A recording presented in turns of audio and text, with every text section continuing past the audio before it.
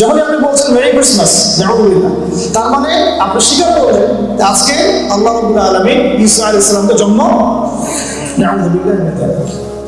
যখন স্ট্যাটাস দিয়েছে বা কেউ গ্রিটিংস জানিয়েছে, অভ্যর্থনা জানিয়েছে, তখন ইনডাইরেক্টলি সে স্বীকার করেছে যে আল্লাহ রাব্বুল আলামিন এই দিনে 25শে ডিসেম্বর নবী ঈসা আলাইহিস সালামকে জন্ম দিয়েছেন, নাউযুবিল্লাহ।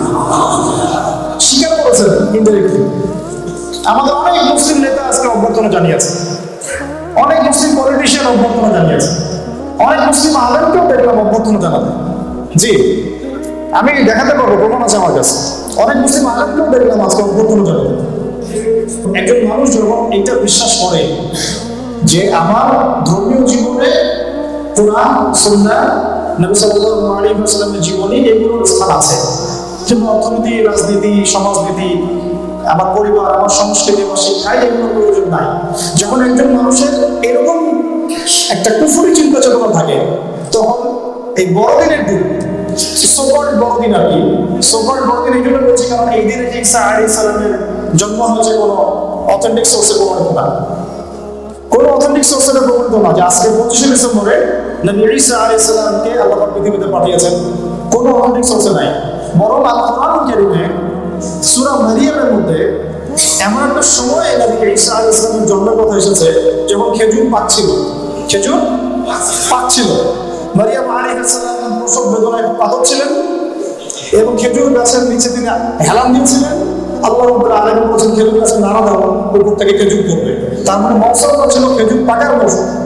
শীতকালে খেজুর পাকে না, ডিসেম্বর মাসে খেজুর পাকে না। কোরআন থেকে প্রমাণ করা যায়, এটা বই, ঐতিহাসিক বই। কিন্তু যখন একটা মানুষ জীবনটাকে দুই ভাগ করে ফেলছে যে বৈষয়িক জীবনে আমি আল্লাহ রাসূলকে মানবো না, ইবাদত বন্দেগীর জীবনে মানবো, তখন সেই মানুষ 25শে ডিসেম্বরে বড়দিনের শুভেচ্ছা জ্ঞাপন করছে। কিন্তু সেই মানুষ আবার মুখে লা ইলাহা ইল্লাল্লাহ কালিমা পড়ে, সুবহানাল্লাহ, নামাজও পড়ে, মুখে কালিমা পড়ে, আবার বড়দিন অনুষ্ঠানও হাজির, শুভেচ্ছা বিনিময় হচ্ছে, জ্ঞাপন হচ্ছে। কিভাবে বোঝাবো আপনাদেরকে? আল্লাহ রাব্বুল আলামিন কিভাবে বলেছেন আল্লাহু আহাদ, আল্লাহ এক, আল্লাহু সামাদ, আল্লাহ অমুখাপেক্ষী, লাম ইয়ালিদ, তিনি কাউকে জন্ম দেন নাই, তিনি কাউকে জন্ম দেন নাই, ওয়ালাম ইউলাদ, তাকেও কেউ জন্ম দেয় নাই, মানে তিনিও জন্মিত নন, ওয়ালাম ইয়াকুল লাহু কুফুয়ান আহাদ, তার সমতুল্য কেউ নাই। সেই ব্যক্তিও জানে যে বড়দিন স্ট্যাটাস দিয়েছে, সেও এই সুরাটা জানে। যখন স্ট্যাটাস দিয়েছে বা কেউ গ্রিটিংস জানিয়েছে, অভ্যর্থনা জানিয়েছে, তখন ইনডাইরেক্টলি সে স্বীকার করেছে যে আল্লাহ রাব্বুল আলামিন এই দিনে 25শে ডিসেম্বর নবী ঈসা আলাইহিস সালামকে জন্ম দিয়েছেন, নাউযুবিল্লাহ। স্বীকার করেছেন ইনডাইরেক্টলি। যখনই আপনি বলছেন মেরি ক্রিসমাস, নাউযুবিল্লাহ, তার মানে আপনি স্বীকার করলেন আজকে আল্লাহ রাব্বুল আলামিন ঈসা আলাইহিস সালামকে জন্ম, নাউযুবিল্লাহ মিন যালিক। কুফরি করলেন, শিরক করলেন। কত বড় শিরক করলেন? আয়াতগুলো একটু খুব শোনাই, ঠিক আছে? কত বড় শিরক করলেন আল্লাহ যেটা বলছেন একটু শুনেন। আল্লাহ কি বলছেন, কত বড় শিরক, এটা কি বিশাল পর্যায়ের শিরকটা করেছেন, এটা জানা দরকার। আল্লাহ রাব্বুল আলামিন বলেছেন সূরা মারিয়াম, কোন সূরা? সূরা মারিয়ামের আয়াত নম্বর 88 থেকে 95, 88 থেকে 95। আল্লাহ রাব্বুল আলামিন বলছেন বা'দা আউযু বিল্লাহি মিনাশ শাইতানির রাজীম ওয়া ক্বালা ইত্তাখাযার রাহমানু ওয়ালাদা। শব্দটা খেয়াল করুন, এরপরে সূরা যাচ্ছে ইনশাআল্লাহ, আগে বলে নেই। ওয়া ক্বালা ইত্তাখাযার রাহমানু ওয়ালাদা, তারা বলে, এই তারা বলতে এখন পৃথিবীতে প্রায় 300 কোটি মানুষ বলে। কত কোটি? তারা বলে, কি বলে? ইত্তাখাযার রাহমানু ওয়ালাদা, রহমান সন্তান গ্রহণ করেছেন, নাউযুবিল্লাহ। পৃথিবীতে প্রায় 200-300 কোটি মানুষ এখন আজকে বলেছে রহমান সন্তান গ্রহণ করেছেন, নাউযুবিল্লাহ মিন যালিক। লাকাদ জিতুম শাইআন ইদ্দা, আল্লাহ বলেছেন তোমরা একটা বিশাল ভয়ঙ্কর প্রতারণামূলক বাক্য নিয়ে এসেছো, তোমরা একটা বিভৎস ভয়ঙ্কর প্রতারণাপূর্ণ বাক্য নিয়ে এসেছো। এই কথাটা যখন বলা হয় তখন কি হয় আশেপাশে, আমরা যেটা দেখতে পারি না, এই কথাটা যখন বলা হয় তখন আশেপাশে কি হয়? আল্লাহ বলছেন তাকাদুস সামাওয়াত সামা মানে একটা আকাশ, সামাওয়াত মানে বহু আকাশ। আর আমরা যারা অ্যাস্ট্রোনমি টুকটাক জানি তারা বুঝবো যে এই গ্যালাক্সির ফাংশনটা কেমন। তাকাদু সামাওয়াতু ইয়াতাফাত্তারনা মিনহু ওয়া তানশাক্কুল আরদু ওয়া তাখিরুল জিবালু হাদ্দা। যখন এমন কোনো কথা বলা হয় যে রহমান সন্তান গ্রহণ করেছে, তখন আল্লাহ পাক বলছেন যে এই সামাওয়াত তারা বিচূর্ণ হয়ে বিদীর্ণ হয়ে ফেটে পড়তে চায়, এই সামাওয়াত। এবং এই পৃথিবী খণ্ড বিখণ্ড হয়ে যেতে চায়, এই পৃথিবী খণ্ড বিখণ্ড হয়ে যেতে চায়। দুনিয়া জুড়ে জবান থাকতো আজকে বলতো কথা। এবং এই পাহাড় পর্বতগুলো চূর্ণ বিচূর্ণ হয়ে যেতে চায় যখন কেউ বলে যে রহমান সন্তান গ্রহণ করেছে। আজকে 300-400 কোটি মানুষ বলেছে মানে রহমান সন্তান গ্রহণ করেছে, রহমান সন্তান গ্রহণ করছে। মানে ঈসা আলাইহিস সালামকে রহমান 25শে ডিসেম্বর জন্ম দিয়েছে, তাই তো? আমাদের অনেক মুসলিম নেতা আজকে অভ্যর্থনা জানিয়েছে, অনেক মুসলিম পলিটিশিয়ান অভ্যর্থনা জানিয়েছে, অনেক মুসলিম আলেমকেও দেখলাম অভ্যর্থনা জানাতে। জি, আমি দেখাতে পারবো, প্রমাণ আছে আমার কাছে। অনেক মুসলিম আলেমকেও দেখলাম আজকে অভ্যর্থনা জানাতে। এরপরে শেষ হয়নি, আল্লাহ বলছেন শুনুন, তারা এই কারণে ফিরে পড়তে চায় যে তারা রহমানের সন্তান সাব্যস্ত করেছে। এটা রহমানের জন্য মোটেও সম্ভব নয় যে তিনি সন্তান গ্রহণ করবেন। এটা রহমানের জন্য মোটেই সম্ভব নয় যে তিনি সন্তান গ্রহণ করবেন। লাম ইয়ালিদ ওয়া লাম ইউলাদ, লাম ইয়ালিদ ওয়া লাম ইউলাদ ওয়া লাম ইয়াকুল লাহু কুফুওয়ান আহাদ।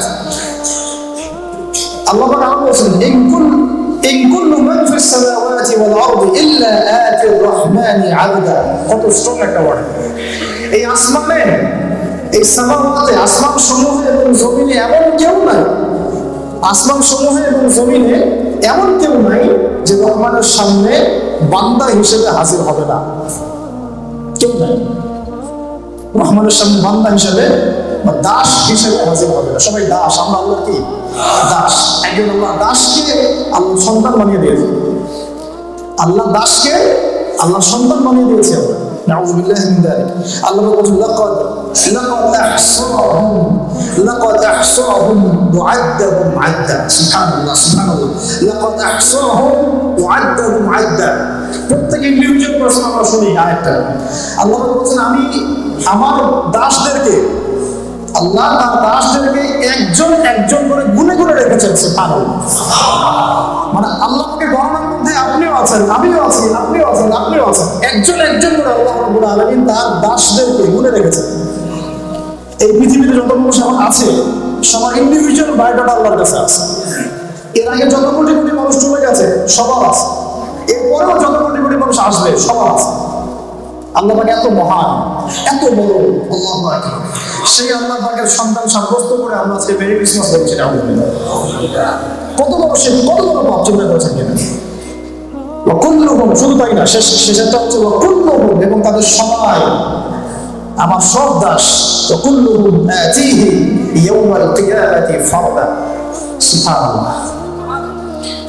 আমার দাসদের সবাই কিয়ামতের মাঠে একা একা নিঃসঙ্গ অবস্থায় আমার সাথে সাক্ষাৎ করবে। বুঝতে পারছেন? আমার আল্লাহ বলছেন তার দাসদের সবাই, আল্লাহর দাসদের সবাই কিয়ামতের মাঠে একজন একজন করে ইন্ডিভিজুয়ালি আল্লাহর সাথে সাক্ষাৎ করবে। আল্লাহ পাক এত বড়। তো সেই আল্লাহ রাব্বুল আলামিন যখন বলছেন যে লাম ইয়ালিদ ওয়া লাম ইউলাদ, আর আমরা বলছি না আল্লাহ রাব্বুল আলামিনের সন্তান আছে, এই জন্য মেরি ক্রিসমাস বলছে না। আমি একটা বিষয় বুঝি না যে আমরা যদি সেকুলার রাষ্ট্রই গঠন করতে হয় তাহলে প্রত্যেকটা ডিপার্টমেন্ট ওয়াইজ আমরা কেন ভাগ করে দেই না? ধরেন সনাতন ধর্মাবলম্বী ভাই, সনাতন বলছি তাদের ভাষ্য অনুযায়ী আর কি, কারণ পৃথিবীর সবচেয়ে সনাতন ধর্ম ইসলাম। সবচেয়ে সনাতন ধর্ম কি? ইসলাম। এরপরে শিরকের উৎপত্তি হয়েছে নূহ আলাইহিস সালামের যুগে। তাদের ভাষ্য অনুযায়ী বললাম, তাদের ধর্মের কোনো অনুষ্ঠান হচ্ছে, সেখানে আমরা কেন তাদের ধর্মাবলম্বী মানুষদেরকে আলাদা করে দিচ্ছি না? সেখানে প্রোটেকশন দেওয়া, সেখানে গার্ড দেওয়া, সেখানকার নিরাপত্তা দেওয়া, সেটাকে সুষ্ঠুভাবে পরিচালনা করার জন্য রাষ্ট্রীয় সহযোগিতার ক্ষেত্রে আমরা কেন এই ডিপার্টমেন্টটাকে আলাদা করছি? সিমিলারলি যখন খ্রিস্টানিজমের কোনো অনুষ্ঠান আসে তখন আমরা কেন এই সেকশনটাকে আলাদা করছি না? কেন আমরা হিন্দু মুসলিম খ্রিস্টান মিক্স করতে যাচ্ছি? আমরা কি নতুন করে ধর্ম প্রয়োগ করতে যাচ্ছি? একটা অনুষ্ঠান হচ্ছে, ধরেন কোরবানির ঈদ হচ্ছে, গরু জবাই করছে, এখানে কি একজন হিন্দু অফিসারকে দায়িত্ব দেওয়া শোভনীয় হবে? তার ধর্মীয় সেন্টিমেন্ট লাগবে না? স্বাভাবিক লাগতেই। তাহলে যখন পূজা হচ্ছে, কেন একজন মুসলিম পুলিশ অফিসারকে আপনি দায়িত্ব দিচ্ছে? তারও তো ইগো লাগছে, সে হয়তো বলতে পারছে না, কিন্তু তার চাকরির কারণে সে বলতে পারছে না, কিন্তু তার কিন্তু খারাপ লাগছে। সিমিলারলি যখন একটা বড় ঈদ হচ্ছে তখন কেন মুসলিম সেনাবাহিনী অফিসার সেখানে পাওয়া যাবে? অন্য অফিসার দেয় না। আমরা কেন মুসলিম প্রধান দেশের ডিপার্টমেন্টগুলোকে আলাদা করতে পারছি না? প্লাস আমরা কেন এখন পর্যন্ত এই কনসেপ্টটা দূর করতে পারছি না যে ইসলাম শুধুমাত্র একটা বৈষয়িক, ইসলাম শুধুমাত্র একটা ধর্মীয় কৃষ্টি কালচারের নাম নয়, বরং এটা পুরো একটা কোড অফ লাইফ, যে আমার পুরো জীবন ব্যবস্থাটাই এর মধ্যে আওতাভুক্ত। যখন আমরা এর বাইরে চলে যাই তখন আমরা সেকুলার হয়ে যাই। সেকুলার হয়ে গেলেই আমরা সব ধর্ম গুলিয়ে একটা নতুন ধর্ম বানানোর চেষ্টা করি, এবং এটা আপনি বুঝে বা না বুঝে এই সেকুলারিজমের পড়ায় পড়েই ঈমান হারাচ্ছেন, কুফরি করছেন, শিরক করছেন। মেরি ক্রিসমাস বললেন, হয়তো বুঝে বলেন নাই কিন্তু শিরক হয়ে গেছে। হয়তো বুঝেন নাই কিন্তু শিরক হয়ে গেছে। কত বড় শিরক? আকাশ ফেটে পড়ার মতো শিরক। আমি তোকে দেখালাম আয়াত করে, আকাশ চূর্ণ বিচূর্ণ হওয়ার মতো শিরক। আরো বিস্তারিত তাফসীর আছে, ওটা আছে আলোচনার টপিক না। তো প্রথম যে কথাটা আমি বলতে যাচ্ছি যে আমরা মুসলিমরা যেন এই কনসেপ্টটা দূর করতে পারি। কোন কনসেপ্টটা? ইসলাম শুধুমাত্র নামাজ, রোজা, হজ, যাকাত, তাসবিহ, তাহলিলের নাম নয়। খালাস। ইসলাম শুধুমাত্র নামাজ, রোজা, হজ, যাকাত, তাসবিহ, তাহলিলের নাম নয়। ইসলাম হচ্ছে একটা কোড অফ লাইফ। আমি নামাজ পড়লেও কোরআন সুন্নাহ ফলো করেই করতে হবে, আমি ব্যবসা করলেও কোরআন সুন্নাহ ফলো করেই করতে হবে, আমি চাকরি করলেও কোরআন সুন্নাহ ফলো করেই করতে হবে, রাজনীতি করলেও কোরআন সুন্নাহ ফলো করেই করতে হবে, অর্থনীতির ক্ষেত্রে গেলেও কোরআন সুন্নাহ ফলো করেই করতে হবে, সাংস্কৃতিক জীবনেও কোরআন সুন্নাহ ফলো করেই সাংস্কৃতিক চর্চা করতে হবে। সিমিলারলি শিক্ষা সিস্টেম যখন করবো তখন কোরআন সুন্নাহ ফলো করেই করতে হবে। এটাকে বলছে একটু পিছনে চলে যাবেন, 71 সাল, আরো পিছনে যান 47, যখন থেকে পরিবর্তনগুলো হয়েছে, বড় বড় পরিবর্তনগুলো ব্রিটিশে চলে যাওয়ার পর থেকে, আসলে কি এমন কোনো রাষ্ট্রের কথা বলে বলছে কিনা? না, বরং আমরা মুসলিমরাই এখন পর্যন্ত আইডেন্টিফাই করতে পারি নাই যে আমাদের আদর্শিক দ্বন্দ্বটা কোথায়। আমরা যে শিরকের মধ্যে ডুবে যাচ্ছি, কুফরির মধ্যে ডুবে যাচ্ছি, এইসব তন্ত্রমন্ত্র হিসেবে দেওয়া হয়, এটি বুঝতে পারি না। এই জন্য আমার ভাই আব্দুল্লাহ মসজিদ নামাজও পড়ে, ঈদের নামাজও পড়ে, আবার সুযোগ হয়, আবার ওই সফর পশ্চিমা রাজনীতিও করে। কিন্তু সে আব্দুল্লাহ লা ইলাহা ইল্লাল্লাহ কালিমা পড়েছে, এবং সে মারা গেলে তার জানাজা 2 বার হয়। তারপর বড় বড় ক্ষেত্রে জানাজা হচ্ছে। সে দাবি করে আমি মুসলিম, তার বাসায় কোরআন আছে, সেও চায় আমার ছেলে হাফেজ হোক, সেও চায় যে আমার আহলিয়ারা পর্দায় থাকো, কিন্তু এইদিকে ইকোনমি, কালচার, এডুকেশন এবং পলিটিক্স, এই 4টা বড় বড় ডিপার্টমেন্টে তারা আল্লাহর সাথে শিরক করছে, কুফরি করছে। এখন পর্যন্ত আমরা এই কনসেপ্টটা ক্লিয়ার করতে পারি নাই। নবী মুহাম্মদ সাল্লাল্লাহু আলাইহি ওয়াসাল্লাম যখন উসওয়াতুল হাসানাহ হিসেবে এসেছেন, তিনি শুধুমাত্র নামাজ, রোজা, হজ, যাকাতের উসওয়াতুল হাসানাহ নন। বুঝতে পারছেন? তিনি শুধুমাত্র নামাজ, রোজা, হজ, যাকাতের উসওয়াতুল হাসানাহ নন, তিনি ইকোনমিক্সের উসওয়াতুল হাসানাহ, তিনি কালচারেরও উসওয়াতুল হাসানাহ, তিনি এডুকেশনেরও উসওয়াতুল হাসানাহ, এবং সবকিছুর মধ্যে অবশ্যই তিনি রাজনীতিরও উসওয়াতুল হাসানাহ। এই কনসেপ্টটা আমার নতুন প্রজন্মকে একদম পরিষ্কার কথা বলা শেখাতে চাই, এবং দাওয়াতটা এখন থেকে যেন বেগবান হয়, এবং এই দাওয়াতটা আমাদের সবাইকে দিতে হবে।